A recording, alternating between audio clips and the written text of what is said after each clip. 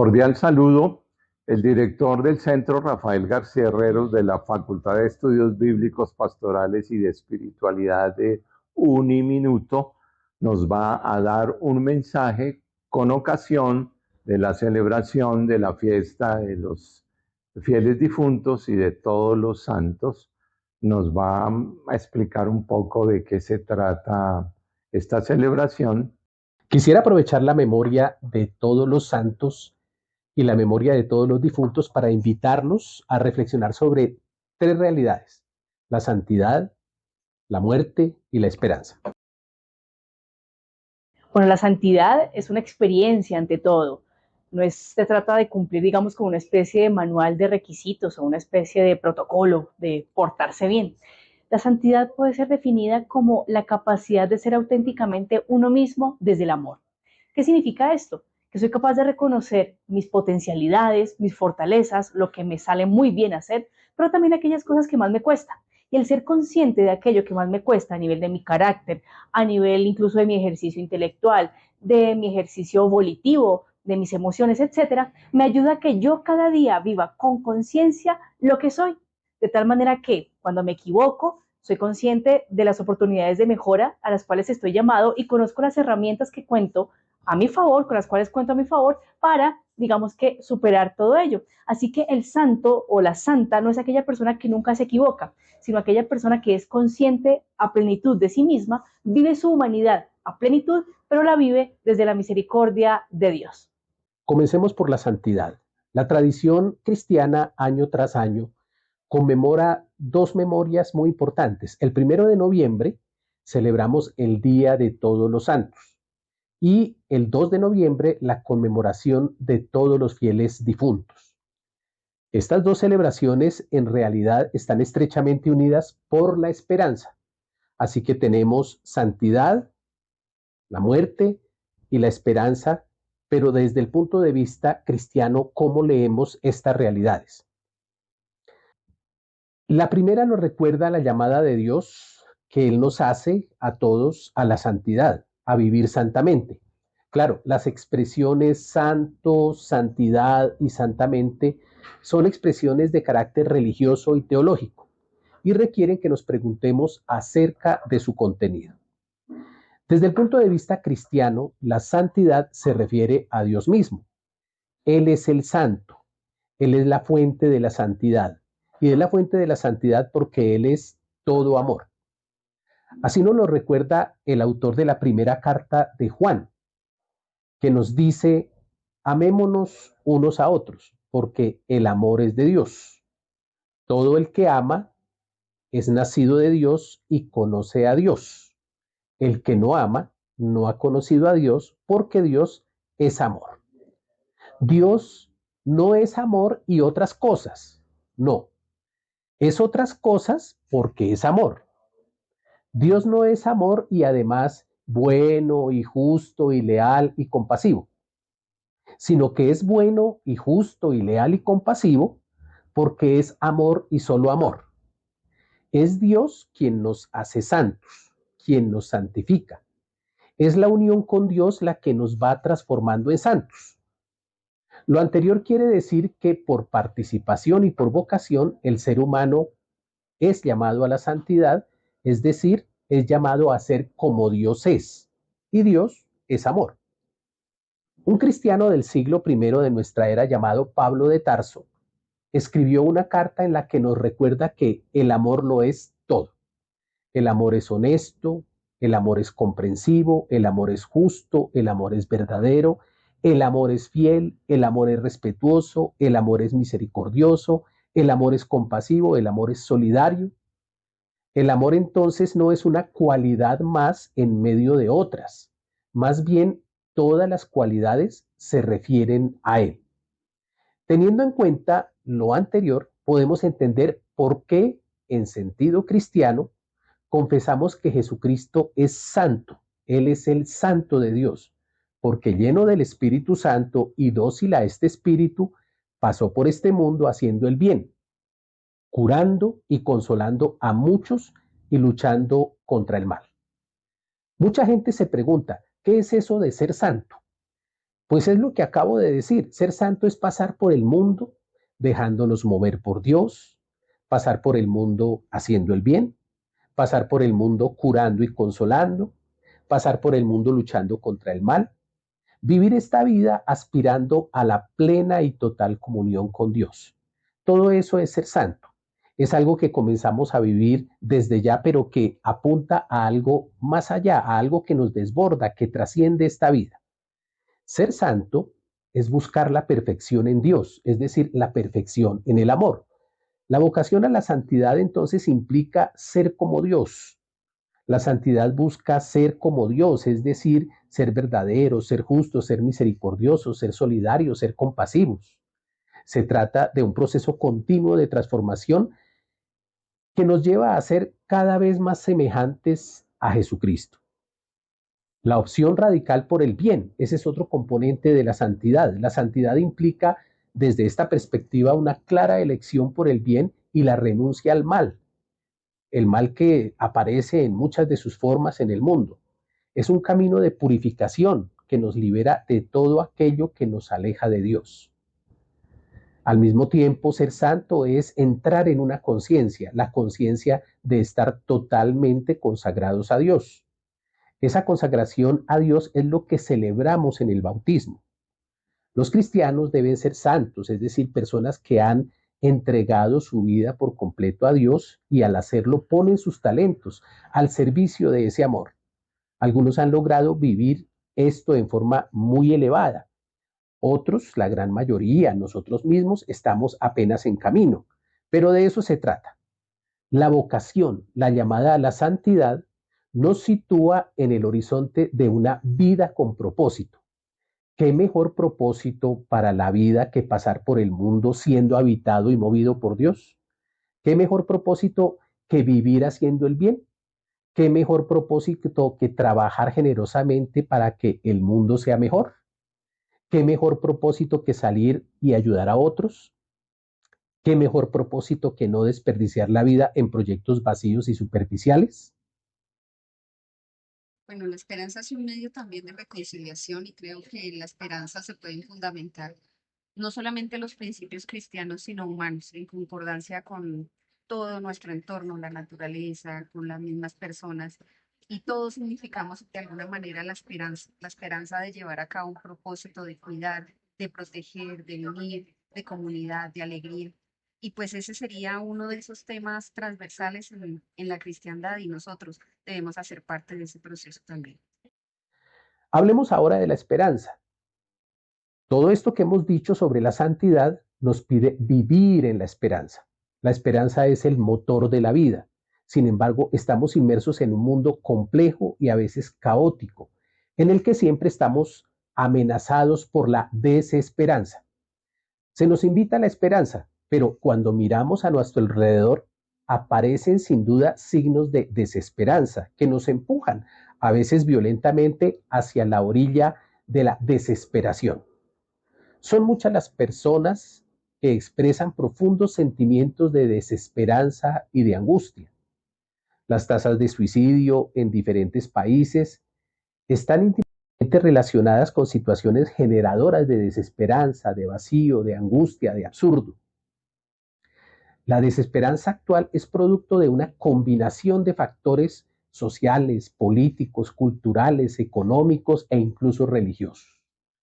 La desigualdad, la polarización, la crisis ambiental, la pérdida de valores, la crisis de identidad, el aislamiento, la soledad, la incertidumbre respecto al futuro, la desconfianza en las instituciones, la ausencia de liderazgos positivos, el relativismo moral, el consumismo exacerbado, son entre otros algunos de los principales desafíos que nosotros enfrentamos y que nos conducen a situaciones de desesperanza. Pero la desesperanza no es una condición inevitable. La historia nos muestra que la humanidad ha pasado por muchas crisis y ha superado muchas crisis. Hoy también nosotros podemos ser resilientes. El Papa Francisco nos recuerda que la dimensión de esperanza es constitutiva de la estructura antropológica, pues en el corazón de toda persona anida la esperanza como deseo y expectativa del bien. Esto nos lo dice en la reciente bula en la que nos convoca justamente a trabajar durante un buen tiempo el tema de la esperanza. Tanto la antropología filosófica como la psicología positiva convergen en señalar que la esperanza es una dimensión fundamental de la naturaleza humana. Ella es un anhelo innato de un futuro mejor que nos impulsa a crecer, a superar dificultades y a construir un mundo diferente, un mundo más humano. La esperanza, lejos de ser una ilusión vana, es una fuerza poderosa que puede transformar nuestras vidas y las de quienes nos rodean. La esperanza no es un sentimiento pasajero, sino una disposición fundamental de apertura positiva hacia el futuro, una fuerza interior que nos proyecta hacia el porvenir y nos permite en el aquí y el ahora hacer nuestro mejor esfuerzo con la mejor actitud.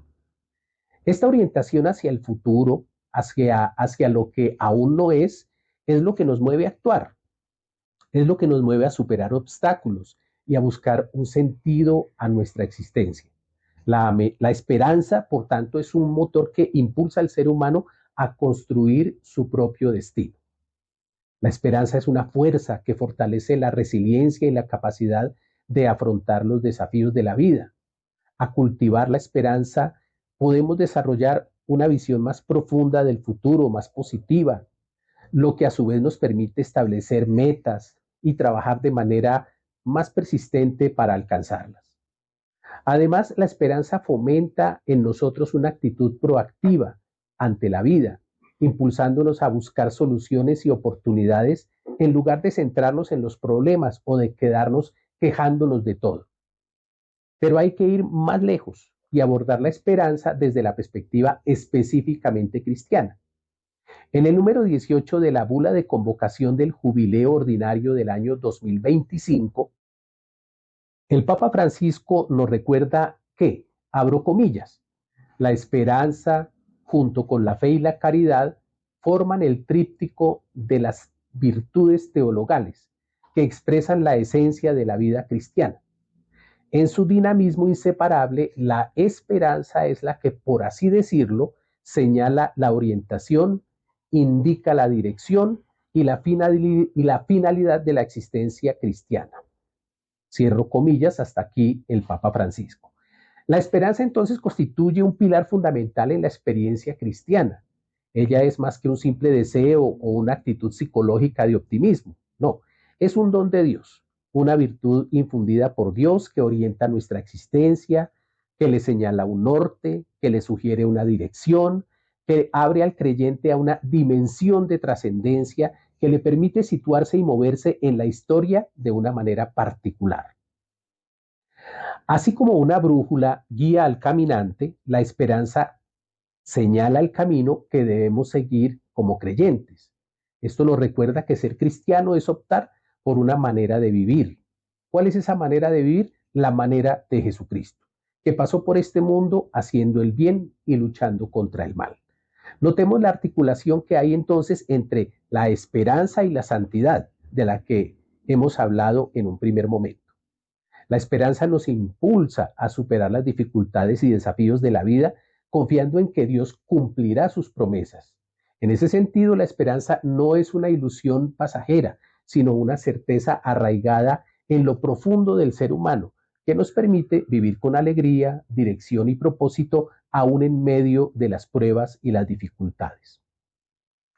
La esperanza, desde la perspectiva cristiana, es por tanto el motor que impulsa nuestra vida espiritual, nuestro testimonio y nuestro anuncio. Es ella la que nos da la fuerza para perseverar en el seguimiento de Jesucristo.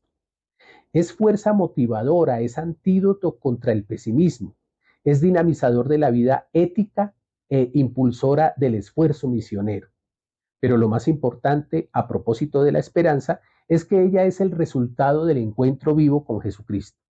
Esto marca la especificidad de la esperanza cristiana respecto de otras perspectivas, pues conecta indisolublemente la esperanza con la experiencia de la resurrección, con un acontecimiento escatológico, la vida, muerte y resurrección de Jesucristo. Lo que distingue a la esperanza cristiana es su referencia al misterio de Cristo, que es un misterio de encarnación, de servicio, un misterio de muerte, pero también de resurrección, y su carácter escatológico. Los cristianos no solo esperamos un futuro mejor en esta vida, hay que esperarlo, sino que anhelamos la plenitud de Dios. Esta esperanza atraviesa la historia, nos orienta en ella, la trasciende y nos conecta con un horizonte último de sentido y de plenitud. Al hablar de este horizonte último de sentido y de plenitud, entonces tenemos que abordar el tema de la muerte. Y entonces aquí ya conectamos los tres elementos que hemos planteado desde el comienzo: la santidad, la esperanza y la visión cristiana de la muerte. Para mí, yo creo que nosotros somos como semillas que venimos a este mundo a entregar lo mejor de nosotros, y la muerte para mí es un proceso de madurez en donde ya nos encontramos con nuestro Padre Creador y podemos mostrar los frutos que dimos en la tierra. Recordemos que estamos hablando de dos memorias: la memoria de todos los santos y la de todos los difuntos. Notemos que aquí tanto la santidad como la esperanza nos ofrecen una mirada diferente, una mirada cristiana sobre la muerte. La muerte es una experiencia constitutiva de la condición humana. Todos, tarde o temprano, pasamos por ella, y todos debemos aprender a vivir con la conciencia de nuestra propia caducidad y fragilidad. Hay un salmo que nos puede ayudar a situarnos en el horizonte adecuado para vivir cristianamente la posibilidad de la muerte y la condición de fragilidad y temporalidad de nuestra existencia. Se trata del Salmo 90. En él, el salmista está orando, ora a Dios y le pide algo especial. Miremos lo que le dice. Abro comillas. Señor, tú has sido nuestro refugio por todas las edades. Desde antes que se formaran los montes y que existiera la tierra y el mundo, desde los tiempos antiguos y hasta los tiempos postreros, tú eres Dios. Haces que el hombre vuelva al polvo. Cuando dices, vuelvan al polvo seres humanos. Y más adelante el salmista, orando a Dios, le pide: Señor, enséñanos a calcular nuestros años para que adquiramos un corazón sensato. El salmista nos enseña que no hemos estado aquí en este mundo desde siempre y que no estaremos aquí para siempre. Nuestra vida aquí pasa, pero es un don de Dios. Dios nos ha dado esta vida para algo importante. Vivir con la conciencia de la propia caducidad nos hace humildes, realistas y nos anima a aprovechar de la mejor manera nuestro tiempo en este mundo. Pero el creyente, además de ser consciente de que su vida es pasajera, también se descubre llamado a la plenitud. Siente que la muerte no es el acabamiento total, que la muerte no es el final inexorable, sino que es un pasaje para lo eterno, para lo pleno, para el encuentro pleno y definitivo con Dios.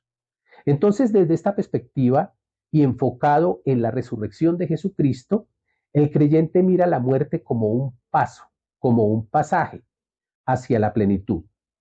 Aquí tiene sentido no solo la memoria de todos los difuntos, sino la articulación entre la memoria de los difuntos y la memoria de todos los santos. La memoria que hacemos de los difuntos nos invita a una profunda y seria reflexión sobre el paso del tiempo, sobre la fragilidad de la vida humana. Somos como la hierba que hoy florece y mañana se seca. Sin embargo, esta conciencia de nuestra finitud no debe sumirnos en la desesperanza, sino más bien llevarnos a valorar cada instante como un precioso regalo de Dios. Más allá de la conciencia de nuestra finitud, se nos invita a experimentar una profunda llamada a la plenitud.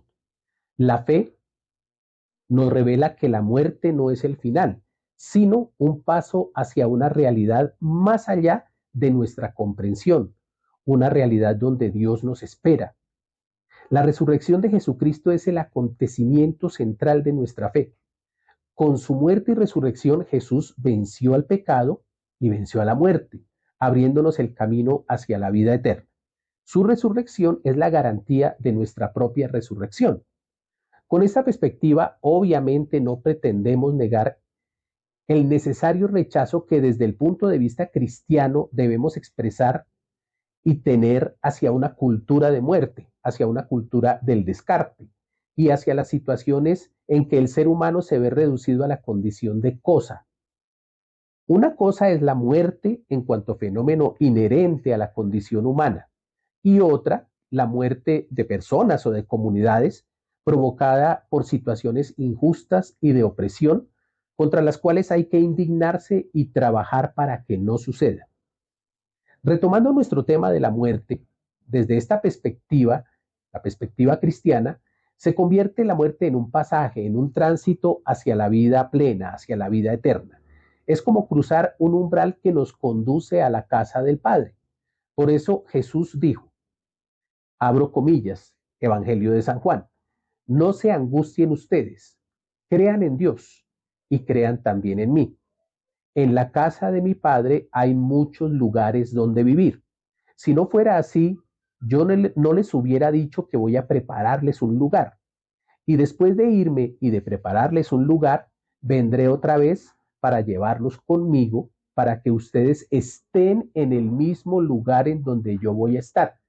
Ustedes ya saben el camino que lleva a donde yo voy. Cierro comillas, es el Evangelio de Juan, capítulo 14. Por eso, desde la perspectiva cristiana, la muerte no debe ser temida, sino más bien acogida como un momento de encuentro definitivo con Dios. Al recordar a nuestros difuntos, celebramos sus vidas y confiamos que ellos ya están disfrutando de la presencia de Dios.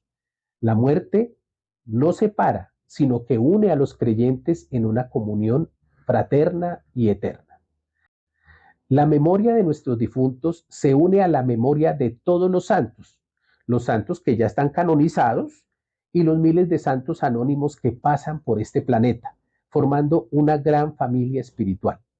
Los santos nos inspiran con su ejemplo e interceden ante Dios por nosotros.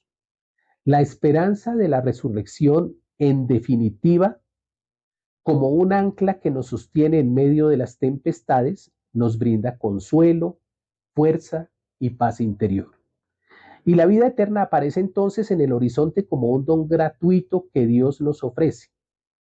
Es la participación en la vida misma de Dios, una comunión de amor eterno que responde al anhelo antropológico de plenitud y de realización. Aunque la vida eterna se nos dará en plenitud después de la muerte, podemos comenzar a experimentarla ya, ahora. Al amar a Dios y al prójimo, al servir al necesitado, al practicar la virtud y al buscar la justicia, estamos ya participando de esa vida que Dios nos da. Terminemos esta breve reflexión orando.